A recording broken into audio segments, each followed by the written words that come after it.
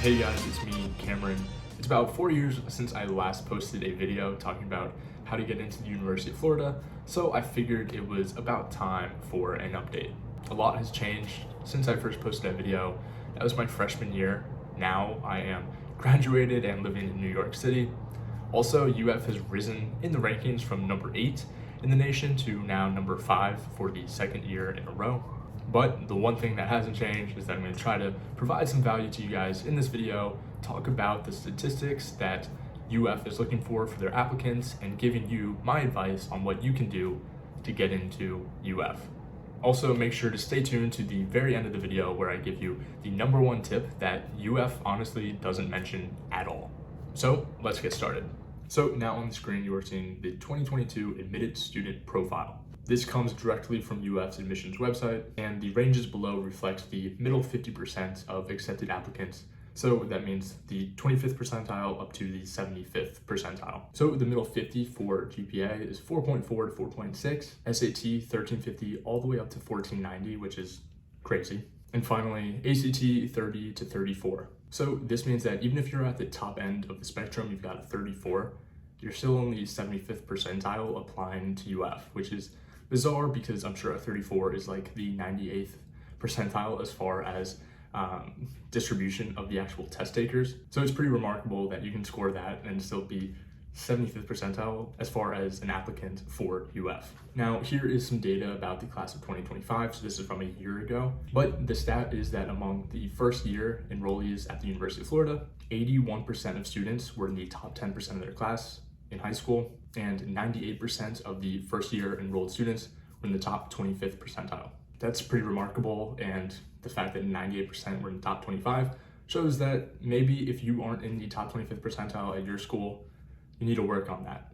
Also, another really interesting thing I read while doing this research is that 7 years ago, the mid 50% SAT range for UF was 1170 to 1350. That means that the 75th percentile score 7 years ago is lower than the mean score for an admitted student in the class of 2025. So that kind of shows in the last 7 years just how much UF has risen as far as their focus on academics and really just trying to be a top tier academic institution. Okay, so it's good to know what the students actually had who got accepted, but it's also important to know what UF says they're looking for. According to UF admissions, the University of Florida lists 7 things as very important in their application process. These 7 include rigor of high school course load, GPA, essays, extracurricular activities, talent/ability, character and personal qualities, as well as volunteer work. They also list a few things that are considered important for the admissions process, and those are standardized test scores, first generation status, and work experience. Finally, the things that haven't been listed yet but are still considered include class rank, geographical residence, so are you in state or out of state, alumni relation, as well as the level of demonstrated interest. So that is, have you gone on campus tours? Did you sign up for recruiting events? Things like that. And finally, this is a statement directly from the UF admissions office. It says, few students are admitted purely on academic merit.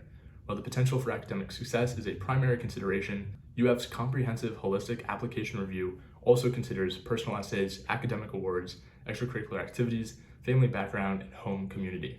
All information in the applicant's file, academic and non-academic, is considered in relation to the size and strength of the applicant pool. So like I said, this comes directly from the UF website. This shows they take a very holistic approach to the application process. They aren't just looking at your class rank and your SAT scores.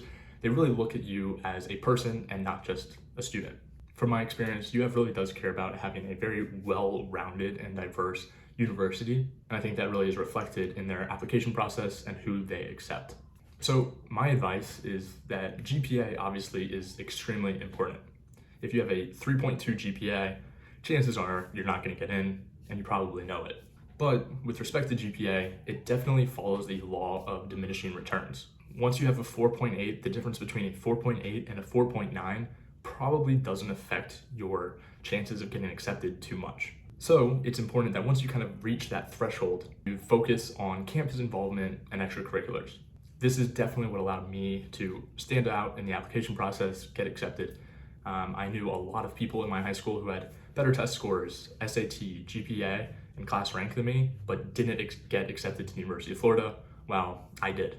And honestly, the only thing that I could see that differentiated us or that was an advantage for me was I was extremely involved in high school. I had leadership positions in several big organizations on campus, as well as a lot of things going on outside of just school with respect to extracurriculars. So you might be thinking, how can these experiences really show up in an application? You know, I can't have a conversation with the application officer. How are they really going to know me other than just the numbers on the page?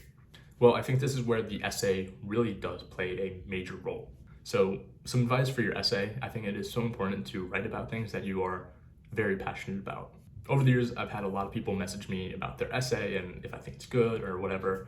And the good essays are those that I can tell the person really felt strongly behind what it was that they were doing, what they were talking about in the essay, and those who were just writing the essay because they thought it was what UF wanted to hear. This comes up a lot, with respect to mission trips and student organizations, charitable organizations.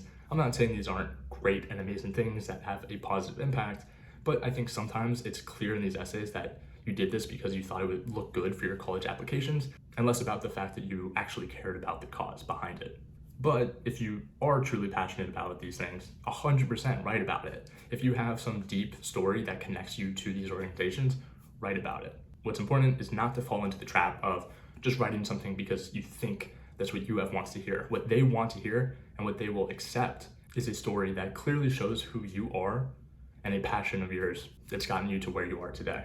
So if you want to be in the business school, maybe you write about the experience you had with your friends creating a sneaker reselling business and what that taught you about supply and demand and marketing and economics. Or if you danced and raised money for Dance Marathon in high school, talk about the impact that you were able to make on those children's lives and how much that helped you shape what you wanted for your future and what you wanted to offer the world. Your essay, and honestly your whole application, is all about connecting with the reader. The admissions officer should finish looking over your application and reading your essay, feeling that they know you on a deeper level than just Cameron is a gifted student from Barron Collier. It really is so important to talk about things that you're passionate about. I'm sure that in your own conversations in your life, the conversations that go better are ones where both people are clearly very involved and know about the topic and are passionate about it. The same goes for your application. It's so much easier to be involved on school and on campus when you're joining things that you're passionate about and that you really care about doing, more so than just doing it because it'll be a good line on your resume. So that is my number one tip, and that is follow your passion. In the end, that will take you so much further than just doing what you think is the right thing to do for your college applications. I know that's really helped me a lot in my life, and it's something I've used going on past schooling, past formal education into my current life now, working and living here in New York City. So in conclusion, the most important thing that you can do to help you get into the University of Florida is to be involved in your school. This provides you with so many new opportunities to meet amazing people and have a diverse set of experiences. GPA and test scores are obviously important and give the school a basic idea of your intellect, or at least your discipline. But remember, that's not the only thing those admission officers care about. It's so much more important to be a good person, more so than just a good student. With all this said, I hope you guys enjoyed the video. I hope you learned a thing or two along the way.